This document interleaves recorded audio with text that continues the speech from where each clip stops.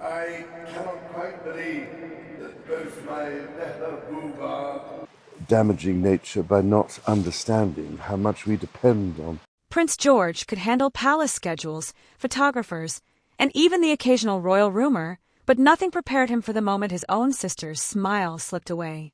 Somewhere inside Kensington's polished corridors, cameras missed the first quiet betrayal.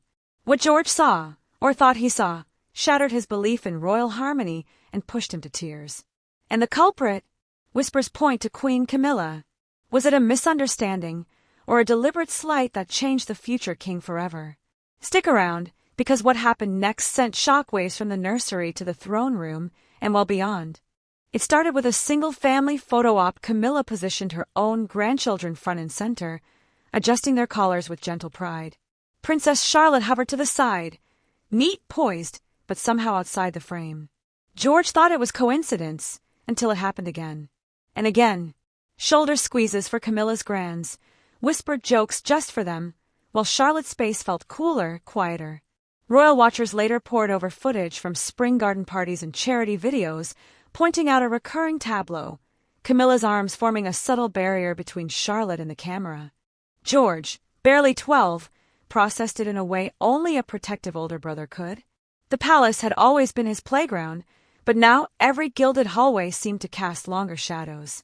He memorized Camilla's small tells, a sideways glance here, a half-step there, until the evidence felt undeniable. Yet he kept silent, waiting for the moment an adult would finally notice.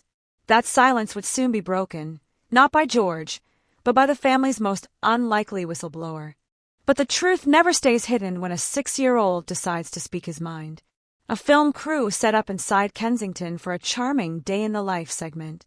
Between takes, a producer crouched to Prince Louis's eye level and asked the easiest of softballs, "What do you love most about your sister?" Louis blinked, considered, and answered with disarming calm. "Granny Camilla made her cry." The room froze. A boom operator's hand trembled. A clipboard slid to the floor. Those 7 words detonated years of carefully crafted palace messaging, and though PR staff scrubbed the footage, a leaked audio snippet surfaced on social media within hours. #ProtectCharlotte exploded across TikTok and X, collecting millions of views overnight. Suddenly, George's quiet observations felt validated. If Louis could sense Charlotte's hurt, so could the world. The leak turned palace gossip into a public relations wildfire, and every previous photograph was re-examined through a harsh new lens. Yet long before hashtags trended, a single portrait session had already ripped the royal veneer to shreds. A formal family portrait sounds routine, except perfection is merciless. Photographers barked instructions while aides straightened sashes. Charlotte shifted under bright studio lights, tugging at her sleeve. Camilla's tone sliced through the hush. "Stop acting spoiled." No shout, just a blade-sharp reprimand. Cameras clicked, but the air turned brittle. Charlotte's eyes welled. She bolted into Kate's waiting arms, face buried, shoulders shaking. William's jaw set like stone. Staff froze, unsure whether to keep shooting or run. That moment, recalled later by a makeup artist in a gossip column tell-all, confirmed the family's worst fears. William didn't need to raise his voice. His silence echoed through Buckingham's marble halls. He simply looked at the royal scheduler and uttered 5 words. "She won't be alone again." That order required no clarification. Overnight, the Wales household rewrote palace protocol and drew a curt new boundary that even a king couldn't ignore. From that day on, Camilla's interactions with the children were monitored. A footman always lingered nearby, a nanny logged every minute. Publicly, smiles remained, but warmth evaporated. Charlotte began choosing seats beside her mother, hands clasped in her lap, gaze drifting past Camilla as if through glass. George shadowed her like a silent guard, shoulders squared, mirroring his father's protective stance. Kate, remembering Princess Diana's own struggles, steered her children with gentle confidence. No public admonishments, only lavish encouragement, an emotional counterspell to cold formality. Behind closed doors, William spoke of legacy, not lineage. They'll grow up trusting love, not hierarchy. But discipline and affection looked different through Camilla's eyes, and the new barriers cut deep. Camilla had endured decades of tabloids and public judgment, yet nothing stung like Charlotte's shy avoidance. Friends later claimed she tearfully asked, "Will I always be the woman who came after?" She believed firmness equaled care, an echo of post-war parenting she herself had known. Now, every polite nod from the whale's children felt like an icy verdict. She tried softer smiles, surprise gifts, even a shared pony ride outing.